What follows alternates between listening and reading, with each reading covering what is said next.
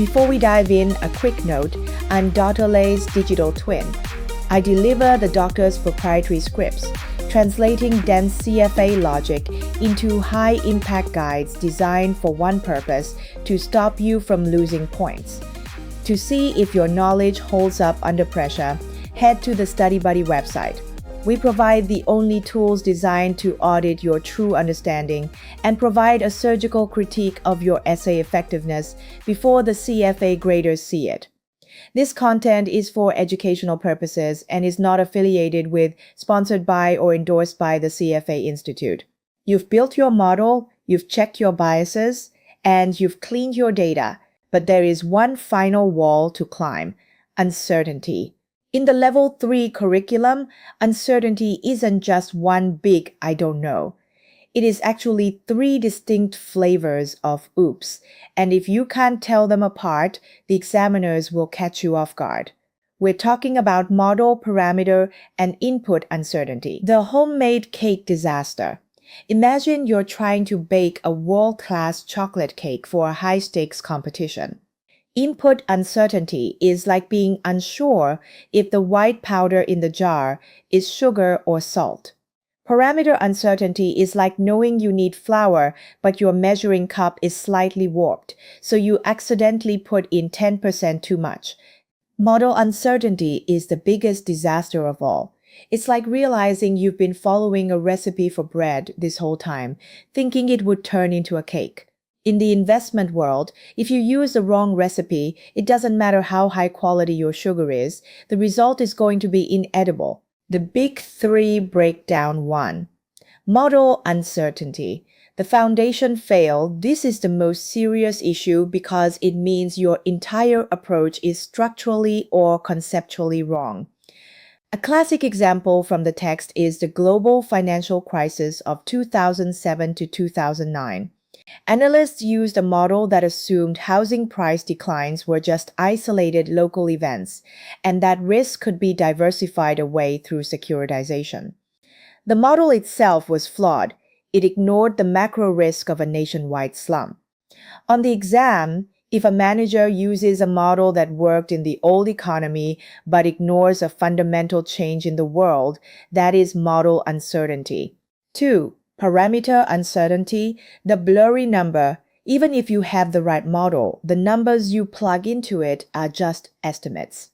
For example, if you are using the capital asset pricing model, or CAPM, you have to estimate the beta. You're never 100% sure if that beta is exactly 1.2 or actually 1.15. This estimation error is parameter uncertainty. You can mitigate this by paying closer attention to your estimation errors, but it's always there, lurking in the shadows. 3. Input uncertainty, the proxy problem. This is about whether the data you are feeding the model is actually correct. In the CAPM, we need the return of the market portfolio. But the market is an unobservable thing that includes every asset in the world. Since we can't see it, we use a proxy like the S&P 500. If that proxy is a bad representation of the true market, you have input uncertainty.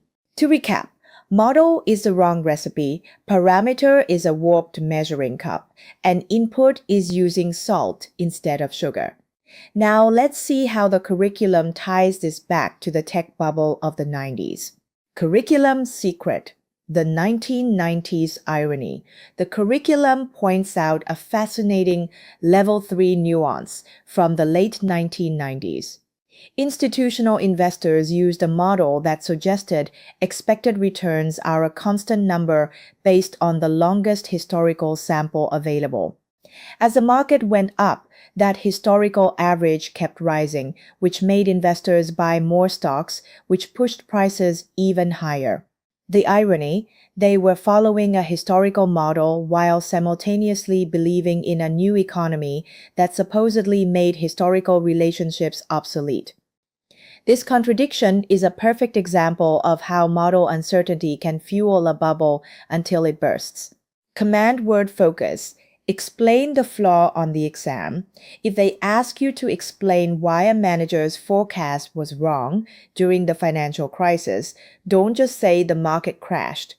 You need to say the manager's model was fundamentally flawed because it assumed micro risk could be diversified away while ignoring the macro risk of a systematic housing crisis. Use that specific vocabulary to get full credit. You've officially navigated the challenges in forecasting. You know how to spot a peso problem, how to correct for time period bias, and how to identify when a model is built on a shaky foundation. If you want to keep this momentum going and turn the rest of Level 3 into a walk in the park, subscribe to Study Buddy. We make sure the curriculum logic sticks, so you don't have to rely on luck on exam day. You're doing the work that 90% of candidates skip. Keep your head in the game. Excellent job today. Until next time, bye for now.